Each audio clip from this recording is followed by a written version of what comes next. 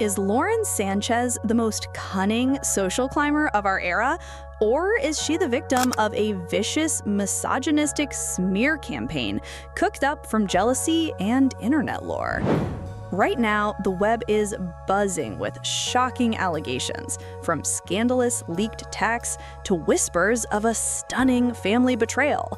These stories paint a picture of a woman who clawed her way to the absolute peak of wealth and power, leaving a trail of broken relationships behind her. The stories are wild, the accusations are serious, and the truth, well, that's where it gets complicated. From the moment her relationship with Amazon founder Jeff Bezos blew up publicly, Lauren Sanchez became one of the most talked about women on the planet. But the conversation quickly soured from romance to suspicion. A whole cottage industry of internet sleuths, commentators, and gossip forums popped up, all dedicated to dissecting her every move, her past, and her ultimate motives. These narratives, which mix facts with total fiction, have created a powerful and often unsettling portrait of a master manipulator. Today, we're heading straight down that digital rabbit hole. We are breaking down the 6 most disturbing claims making the rounds on social media and separating the bombshells from the buzz. We'll untangle the documented facts from the viral fantasies to figure out how the legend of Lauren Sanchez was built and what it says about our culture's obsession with wealth, power, and the women who go after it. The aspiring saboteur, a foundation of lies? The story that social media wants you to believe about Lauren Sanchez doesn't start with Jeff Bezos. It starts decades earlier, with a narrative that paints her as ruthlessly ambitious from day one. This is a foundational claim built to establish a pattern of behavior that makes all the later, crazier allegations seem plausible.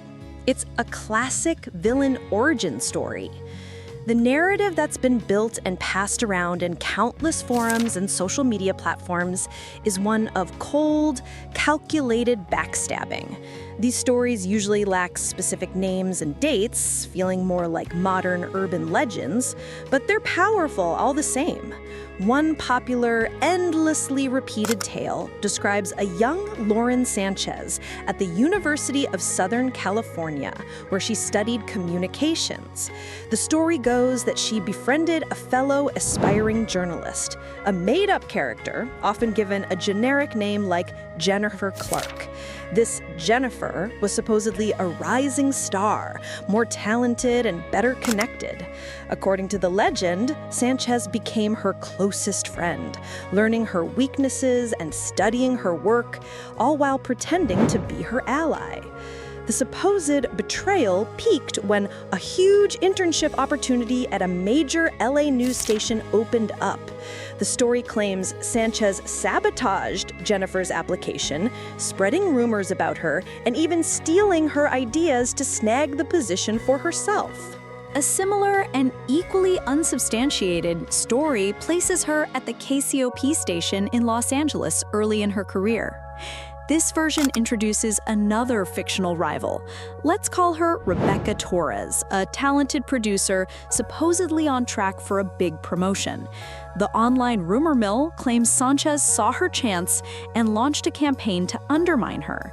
The allegations are specific and brutal, that she would accidentally delete important files, pass off Rebecca's ideas as her own, and cozy up to executives to poison their opinion of her colleague. The story ends with Rebecca being unfairly passed over, her career stalled, while Sanchez allegedly reaped the rewards. Let's be crystal clear. By all credible accounts, these stories are digital fabrications. There are no reputable news articles, no on-the-record accounts, no real journalism that supports the existence of Jennifer Clark or Rebecca Torres or the sabotage they describe. They're pieces of social media folklore, character sketches written by anonymous users to build a very specific, damning portrait. But the lack of evidence doesn't make them any less potent. In the world of online gossip, these tales serve a purpose.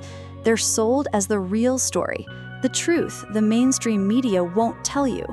They create a prequel to the main event, framing Sanchez not as a successful journalist and entrepreneur, but as a Machiavellian schemer who's been sharpening her manipulative skills for decades.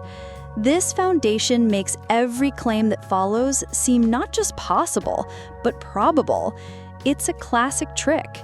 If you can believe she'd betray a college friend for an internship, you can believe she'd betray anyone for anything, including the heart of the world's richest man.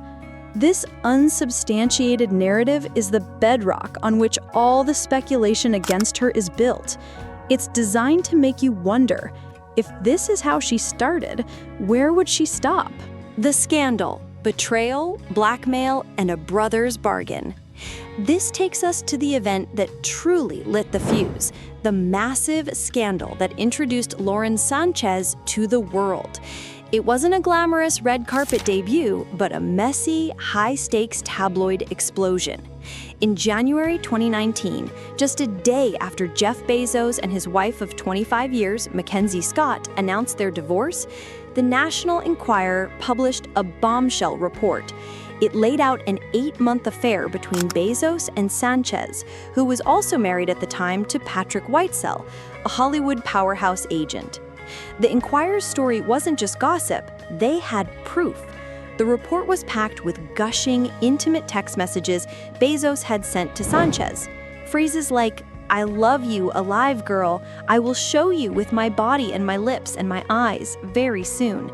And "I want to smell you. I want to breathe you in," were plastered everywhere, exposing the raw details of their secret romance. It was a shocking invasion of privacy, and it begged one huge question. How did the tabloid get those texts? The answer, when it finally came out, was even more stunning and added a thick layer of family betrayal to the mix. Investigations, first by Bezos' own security team and later reported in the Wall Street Journal, pointed to one person, Michael Sanchez, Lauren's own brother. It was reported that Michael, a Hollywood talent manager, was paid a whopping $200,000 by the Enquirer's parent company, AMI Inc., for the private messages. This was dynamite. Suddenly, the story wasn't just about an affair. It was about a brother selling out his sister's most private moments for a huge payday. Lauren Sanchez herself would later call it a deep and unforgivable betrayal. Michael Sanchez's motives have been the subject of intense speculation. In legal filings and public statements, he's offered a complicated, sometimes contradictory defense. He claimed he was trying to get ahead of the story and control the narrative, essentially leaking it himself to frame the relationship in a better light. He has consistently denied being the source of any nude photos, a key part of the drama that followed. This leads straight to the second, more conspiratorial theory that sprouted from the scandal, that Lauren Sanchez wasn't the victim, but a co-conspirator who planned the whole leak herself. This theory, which is pure speculation, took root in the shadier corners of the internet and became a core part of the anti-Sanchez narrative. Believers in this theory ask a simple question: who benefits? They argue that Sanchez was in a relationship with a famously private and famously married man. A public scandal, they claim, was the only way to force his hand, to blow up his 25-year marriage and clear the path for her. In their version of events, it was a high-risk, high-reward move. By leaking the texts, she could create a point of no return, making a quiet reunion between Jeff and Mackenzie impossible. This narrative suggests Michael Sanchez was just a pawn, acting as his sister's proxy. He took the heat and the $200,000, giving Lauren plausible deniability. She could publicly condemn her brother's betrayal while privately getting exactly what she wanted. Social media commentators point to her alleged history of manipulation as proof, suggesting this was the masterstroke of a lifetime of scheming. To be clear, there is no public, credible evidence that Lauren Sanchez orchestrated the leak. Federal prosecutors who looked at the evidence reportedly found that the texts were sent from her phone to her brother's, but that doesn't prove she was in on the deal with the Inquirer. After their own investigation, Bezos' team seemed to accept that Michael was the primary source for the tabloid. Lauren herself has always maintained that her brother betrayed her. But on social media, a lack of evidence is often seen as proof of a brilliant cover-up. The conspiracy is just more interesting, more dramatic, and fits perfectly into the pre-existing story of a master manipulator. The scandal of the leaked texts thus splits into two powerful and disturbing claims: the documented fact of her brother's paid betrayal and the viral, unproven theory that she was pulling the strings all along. The lawsuit that never was, the $5 billion fabrication. Of all the wild claims about Lauren Sanchez, none is more dramatic, more detailed, and more completely fake than the story of the $5 billion lawsuit.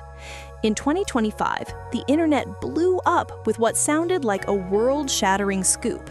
Jeff Bezos had turned on his new wife, filing a sealed, multi-billion-dollar lawsuit against her. Viral podcasts, YouTube videos with millions of views, and endless TikToks dissected the supposed court battle, painting a vivid picture of betrayal and a fairy tale marriage imploding just a month after their wedding. The story, as told online, was a work of art. It claimed that Bezos, ever the strategist, had become convinced that Sanchez was leaking sensitive information about him and his companies. The narrative alleged she was using secrets from their relationship to get ahead in Hollywood and maybe even damage his reputation. The lawsuit, according to these viral reports, was the ultimate power move, a $5 billion bombshell meant to put her in her place. The details were incredibly specific. They mentioned a bulletproof prenup that gave Bezos total control. They claimed he was keeping a meticulous record of every text and document to use against her. The stories describe Sanchez as being completely blindsided, begging Bezos to drop the suit as her Hollywood friends abandoned her. The narrative even had a dramatic ending. A verdict was reached in Bezos' favor, and Sanchez, cut off from his fortune, had supposedly fled the country. This story had it all: massive wealth, betrayal, and a powerful man putting his supposedly manipulative wife in her place. It was the ultimate "I told you so" for everyone who ever distrusted Sanchez. There was just one tiny problem. It was all a lie. A deep dive into public legal records and archives of reputable news sources like the Wall Street Journal and the New York Times shows no evidence that this lawsuit was ever filed. There are no court documents, no statements from lawyers, no reporting from credible journalists. The entire saga seems to be a piece of digital fan fiction for billionaire drama fans. The YouTube videos and podcasts that spread the story often hide disclaimers admitting the content is for entertainment purposes only, but the sensational headlines drown out the fine print. This whole episode is a fascinating and disturbing look at how narratives get built online. The creators of this fantasy understood their audience. They played on the pre-existing idea of Sanchez as a schemer and a betrayer. They tapped into the belief that a supposed genius like Bezos couldn't have been that foolish in love. The fictional lawsuit offered a satisfying plot twist. He wasn't a fool, he was just playing chess. He saw her true colors and with surgical precision cut her out. The $5 billion lawsuit rumor is a case study in how misinformation can be more appealing than reality, confirming biases and delivering a sense of cosmic justice that the real world rarely offers. The alleged grift, from book ideas to prenup timing. While the billion-dollar lawsuit was pure fiction, Lauren Sanchez has faced real legal challenges that have fueled a different disturbing claim, that she's a grifter, using relationships and ideas to get rich. This narrative is woven from actual lawsuits and wild social media speculation, creating a portrait of a woman driven by money. A key example is the lawsuit filed against her in 2024 by her former friend and yoga instructor, Alana Zabel. Zabel accused Sanchez of stealing the concept for her children's book, The Fly Who Flew to Space. In the lawsuit, Zabel claimed she had shared her own book idea about a cat traveling to space with Sanchez in confidence years earlier. She alleged that Sanchez's book was a blatant copy created out of revenge after a personal falling out. The lawsuit claimed copyright infringement and sought unspecified damages, adding a very public accusation of intellectual property theft to Sanchez's story. According to the legal filings, Zabel and Sanchez were once close, but their friendship soured after Zabel felt publicly humiliated at Sanchez's 40th birthday party. Years later, in 2022, Zabel reportedly pitched her book idea to both Sanchez and Bezos. Sanchez never replied, but a few months later, she announced in a Wall Street Journal interview that she was writing a children's book about a fly going to space. When Sanchez's book came out, Zabel alleged it copied her own scene-for-scene, plot point by plot point.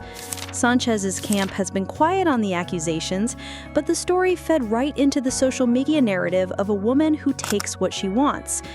It's worth noting, though, that the theme of an animal in space is hardly unique, which complicates the claim of outright theft. Beyond lawsuits, social media has been ruthless in its financial scrutiny of Sanchez, especially regarding the timing of her relationship with Bezos. A whole genre of commentary claims her romance was a timed financial strategy.